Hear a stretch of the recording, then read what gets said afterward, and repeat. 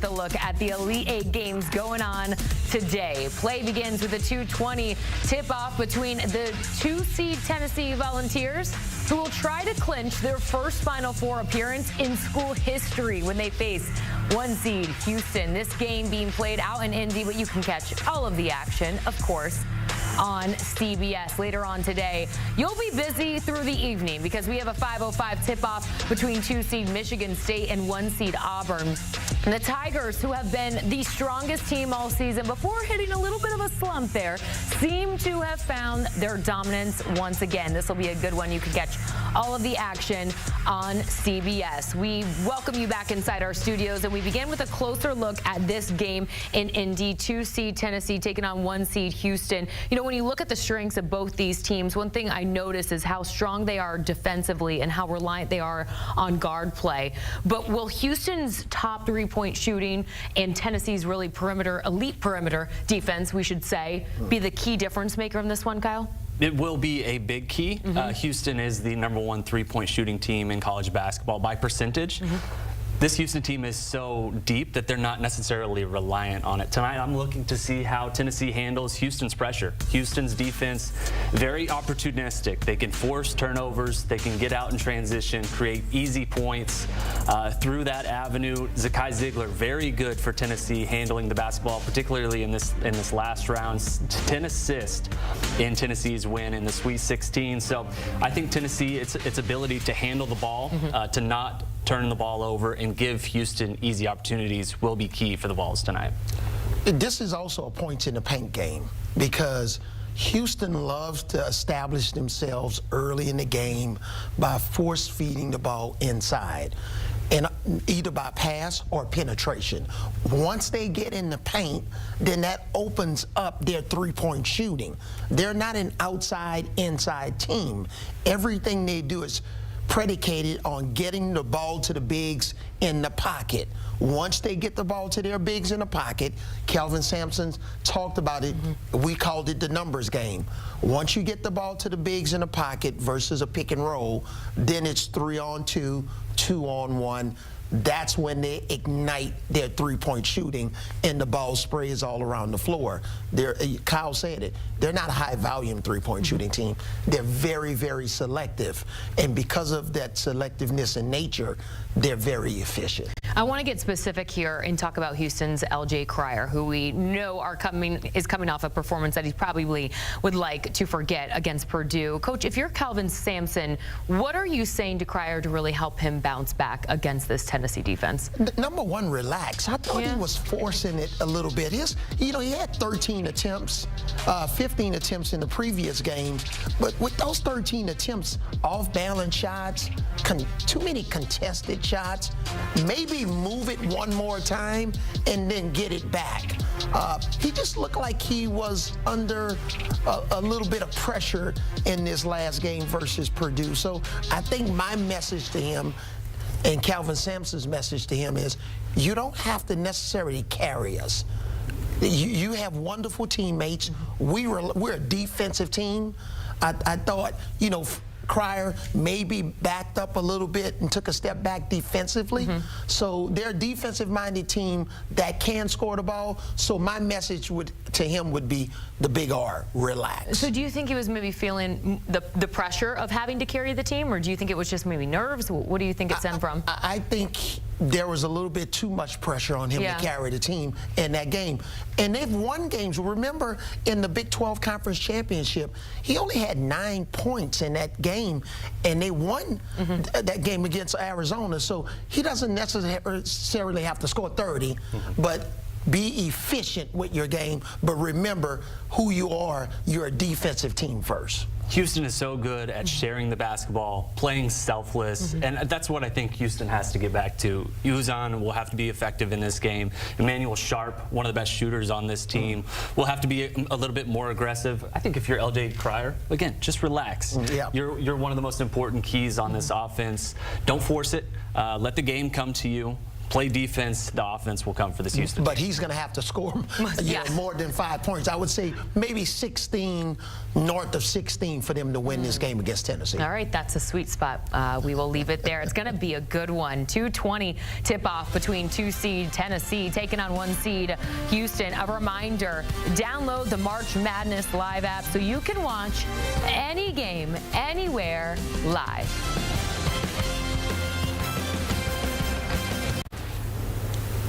Time now to Power Forward, presented by Nissan, the official partner of March Madness. In the Elite Eight of the Midwest region, number 2 seed Tennessee faces number 1 seed Houston with a trip to the Final Four on the line. Tennessee looks to clinch its first ever Final Four berth after a strong 78-65 win over Kentucky in the Sweet 16. Meanwhile, Houston aims for its first since 2021 after a dramatic last-second win over Purdue. So it's do or go home on this Sunday afternoon in a highly anticipated matchup. So who's it going to be to power forward to the Final Four? Aver Johnson, Kyle Boone are with us for the answer. Who are you rolling with in this game? It's going to be the Houston Cougars. It is. Confidence off the charts here. It will be the Houston Cougars, the number 1 3-point shooting team, still standing in the NCAA tournament. Their depth has been tremendous all season. I think the most physical team still standing in the NCAA tournament, very defensive-oriented. It's going to be a tough matchup against Tennessee. Will probably be a rock fight. Hopefully they'll bring out some shoulder pads, maybe some helmets. This is going to be a tough game, but I think Houston's depth, their shooting will be enough to get past Tennessee. Tennessee out-physical Kentucky. Their physicality against Kentucky overwhelmed them. And I picked Kentucky to win that game, remember? But this is a different Houston team. They're on a mission. That underneath out-of-bounds play to win that game was a terrific play. I've utilized that play over the years, but it never worked to that type of perfection. But Kelvin Sampson is on a mission with this team. This is his best offensive team. They don't shoot a lot of threes. Kyle alluded to it. They're not a high-volume three-point shooting team, but they're very efficient. And I believe L.J. Cryer is going to have a magnificent game. They do a really nice job of playing inside out. And Houston overwhelms you with their offensive rebounding. And in the SEC, Tennessee, they've had a lot of tough teams. Florida's terrific. Alabama, Auburn. They haven't seen a team like Houston that brings the force for 40-plus minutes. So I have Houston in this game. All right. I love the confidence on this desk here at CBS Sports HQ. That was Power Forward presented by Nissan, the official partner of March Madness. Quick break for us, but when we return, the madness continues when we take a closer look at our evening tip-off over on CBS when Michigan State and Auburn go head-to-head with a trip to the Final Four on the line. That's next.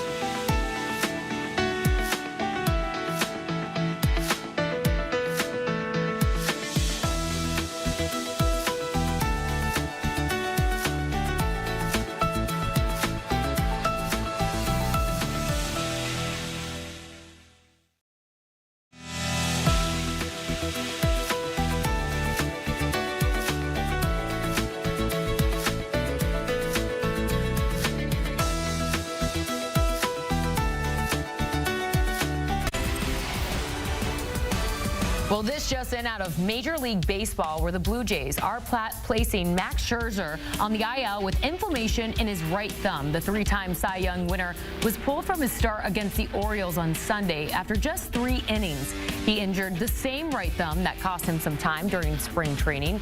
And in a corresponding move, Toronto will be calling up Easton Lucas from AAA Buffalo.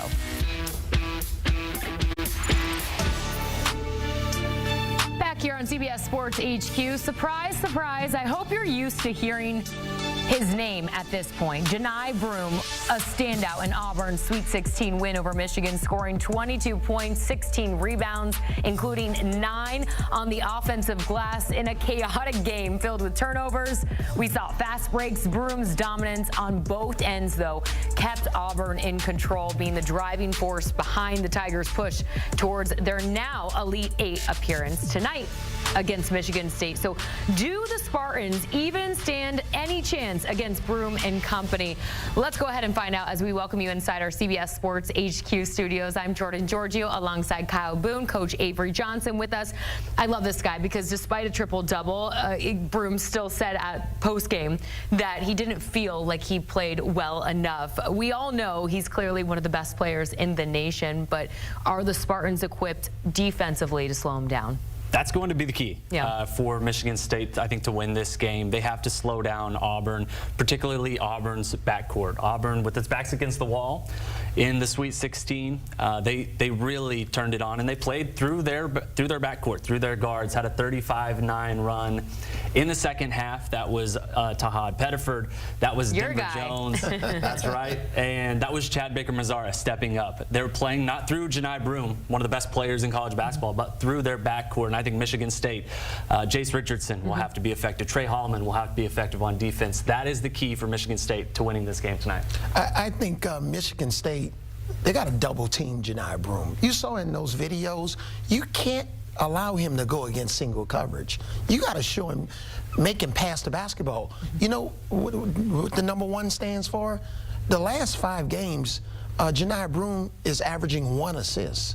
You got to make him a passer. Get the ball out of his hands. Front the post. Give him different looks. But just to allow him to catch the ball deep in the paint, back his defender down, and score the ball, that's a remedy for a lack of success and failure. How do you do that at this point, though, in the tournament? Is that a quick adjustment? Like, how do you address that, It's Coach? a simple adjustment. It is, okay. Every team has that in their playbook. Okay. You work on it all year, whether it's front in the post, double team in the post. You know, look at Houston. Every time the ball goes in the post, they trap you from the baseline. So I just think they got to give Johni Broome different looks while being mindful of their perimeter defense. All right, Coach, the floor is yours because we're going to, Kyle and I are going to allow you to take out your coach clipboard here. And for this Bruce Pearl Auburn-led team, what do they have to do to advance to the Final Four? Number 1, play good offense, of course, which is going to allow you to defend the paint. You got to get back and get your defense set because Michigan State is not a team that's going to beat you necessarily from behind the 3-point line. It's those paint points. And that's when Michigan State, they're at their best. And then also, I'm calling it win the bench battle. Okay. Because in the last 2 games, Michigan State has 21 and 36 points off the bench. So you got to defend the bench. That's very important. Michigan State has a solid 8-man rotation.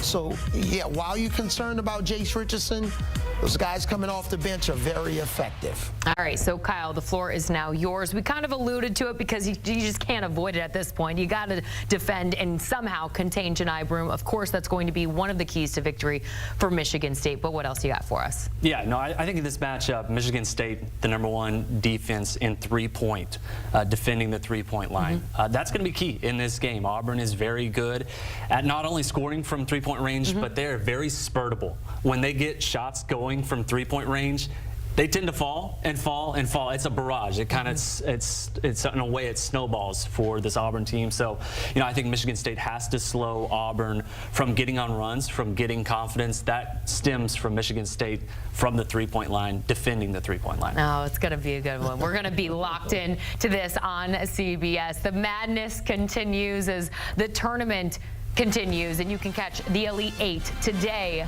beginning at 2 o'clock Eastern on CBS, or you can stream on Paramount+.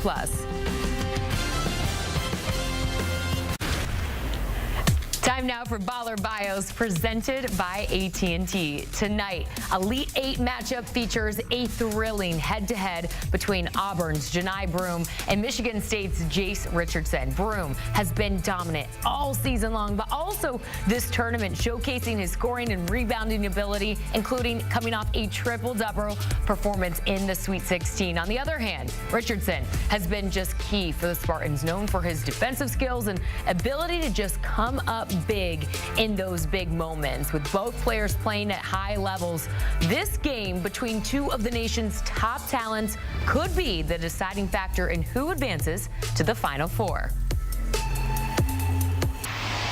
All right, so we're back inside our CBS Sports HQ studios. I'm Jordan Giorgio alongside Kyle Boone, Avery Johnson. So Janai Broome, Jace Richardson, great options to choose for your standout baller of this tournament. Are you rolling with either of those guys, or who do you got? I'm rolling with Tahad Pettiford. We'll accept it. From Auburn. He has been tremendous the last two rounds for Auburn. 43 points combined in the last two games for Auburn. And oh, by the way, 15 of his 20 points in the last game coming in the second half when Auburn's backs were against the wall. Tahad Pettiford stood up. And Bruce Pearl, after the game, kind of talked about Pettiford and the fearlessness with which he plays and called him a little bleep and said like he plays with just a little swag, a little bit of energy. And he gives them a punch, right? An edge that they really need on offense. Obviously, Janai Broome, very important to what they do. Chad Baker-Mazara, very important to what they do. But Pettiford, the way that he's playing right now, the energy, the swag, I think he's very important to Auburn if they're going to win the national championship. And I believe Jace Richardson has to outplay Pettiford. I think that's going to be a big key for this game. That's why he's the player that I'm focusing on. Jace Richardson went 1 for 10 against New Mexico. Can't happen in this game. He came back. He was 4 for 6 from the three-point line, 20 points. He's the bulk of their three-point shooting. Michigan State is not a great three-point shooting team, so Jace Richardson is somebody that they depend on making those shots. The lefty, he gets downhill, 6'3". He's fearless as a freshman, so he's the guy that ignites them in transition. So I'm going with Jace Richardson as the player that I'm focusing. The baller. Yeah, I was going to say, these are two ballers, that's for sure. And I'm excited. I'm glad that you picked that one as well, because we're excited for that matchup in the Final Four. We're looking forward to it. All right, that'll do it. That is Baller Bios presented by AT&T. From the men's tournament to the women's, we'll check in with our own Tarika Foster-Brasby for a look at the women's Elite Eight matchups that are now set. Much more from us when we return.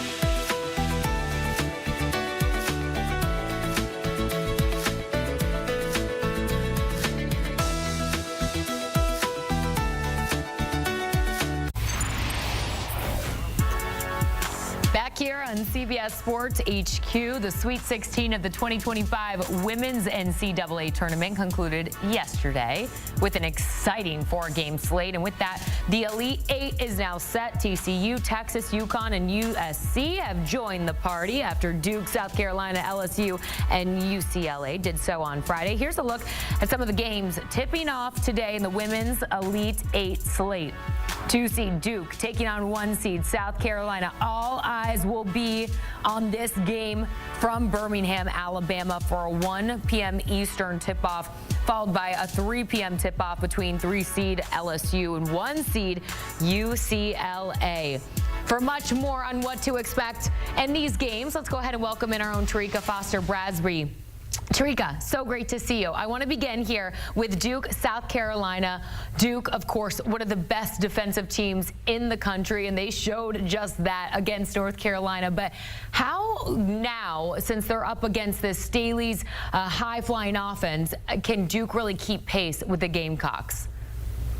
Well, the one thing that I think Duke has in their favor right now is that South Carolina has not done a great job of getting off to quick starts so far in this tournament. Against both Indiana and Maryland, it took a second-half surge for them to pull away, and even then it was still down to the wire against Maryland. So this Duke is going to present a different type of challenge defensively than either of those teams did, but I also think it's important to note that both Duke and South Carolina have strong scoring benches. So at that point, it's like, well, what can we do to be different? Well, the problem is Duke has failed to put up more than 60 points. And against South Carolina, that is unlikely going to be enough because these defenses are so stout. So it's going to come down to offensive efficiency and shot selection. If Duke wants to get the upset here, they're going to have to not only limit, South Carolina's ability to get to the rim and force them to take ill-advised shots, but they're going to need to be on point offensively themselves.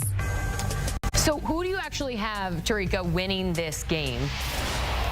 Yeah, I think South Carolina ultimately will come down to finish this game. Let's keep in mind, these two teams played each other before, and when they played each other the last time, it was an 80-71 game, but the score wasn't hardly as indicative as the actual game. The Gamecocks pretty much handled business, and I think that part of the X factor moving forward is going to be Malaysia Fulwiley. When she gets going, she is hard to stop, and that is what propelled them against Maryland. She knows how to attack the basket. She knows how to move in transition, and as great as Duke's defense is, I'm not quite sure it will be enough to stop Malaysia when Malaysia gets going. She can be the difference maker, and she can help take them to the national championship. Oh, okay. That was going to be my next question. So we will wait and see. 1 o'clock tip-off. It's going to be a good one in the Elite Eight as 2-seed Duke takes on 1-seed South Carolina. Now elsewhere, LSU will be taking on UCLA later on today. Kim Mulkey and the Tigers are making their 3rd consecutive Elite Eight appearance today, hoping to make their first Final Four since their national championship run just 2 years ago. On the other side of things, though, the Bruins, who have imposed their will on just about every team in their path, and leading the way is their dominant center, Lauren Betts. Get used to hearing her name for years to come. Tarika Foster-Brasby is here with us on CBS Sports HQ. Tarika, what do the Tigers have to do to try and limit Betts' production later on today? Jordan, that's the million-dollar question because no one in this tournament has been able to figure out how to slow down Lauren Betts. And then obviously Betts has the size advantage here from an offensive perspective, but Lauren is coming off of consecutive 30-point performances. And so if you're LSU, you can't allow her to go off for 30 points on 14 to 15 from the field. So you've got to find a way to keep her in check as much as possible. You also can't expect that task to fully fall on Anissa Morrow. So I think that Samaya Smith is going to get the assignment. She's still a mismatch, but Smith is 6'2", and I think she gives them the best opportunity to try to contain Lauren Betts and whatever it is that she's capable of doing. Because keep in mind, Betts is not just a threat on the offensive end, but she is a threat on the defensive end as well. She's a heck of a defender. Her shot blocking ability can be a nightmare for teams, and I think that's probably the best way you can try to contain her. No, that's a great point. Now let's get to the Tigers here. Flau'jae Johnson will give it a go. That's what we're hearing today. She came into the tournament, as we know, banged up with a shin injury. Based on what you've seen from her, what kind of impact will she have on this game? Well, I think this is a little bit of deja vu because we've seen Flau'jae in this position before. Just last year, this Bruins team and this LSU Tigers, they met in the Sweet 16, and the Tigers were the team that sent the Bruins home. And primarily, that was because Flau'jae Johnson had an incredible performance. She dropped 24 points and was the X factor. Now, she doesn't look like that Flau'jae in the Sweet 16, but we know what she's capable of. And earlier, Coach Mulkey said the same thing, that she looks good, she had a smile on her face, she was putting that game against NC State behind her, and I think that is all you can ask for. This is more than just a Flau'jae-driven team, although she is the heart and soul, but you still got Michaela Williams, you still have Anissa Morrow, you still got some money makers out there that can get this done for LSU, so this will be a close matchup. It is good to hear, though, that you are pretty confident that she'll bounce back from last game where we of course, saw her struggle and then eventually taken out after that collision with an NC State player. Let's go ahead, Tarika, and get your pick to win in this one. And what is that team's ceiling?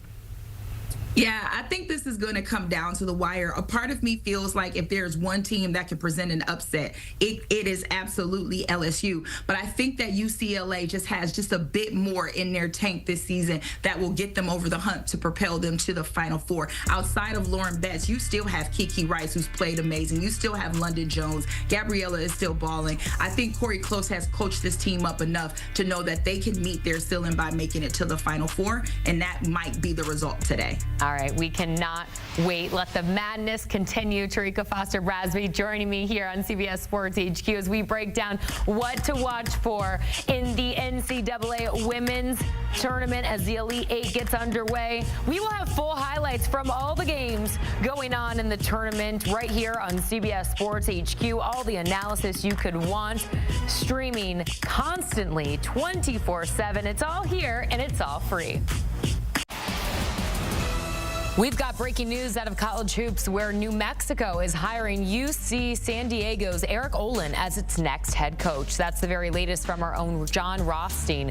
He replaces Richard Pitino, who left for the opening at Xavier after Sean Miller took the Texas job. Olin has been the head coach of the Tritons since 2013. As you take a look at his coaching profile, he's overseen the program's transition from D2 to Division I basketball. This season, he took UCSD to the NCAA tournament for the first time in school history and won a program record 30 games.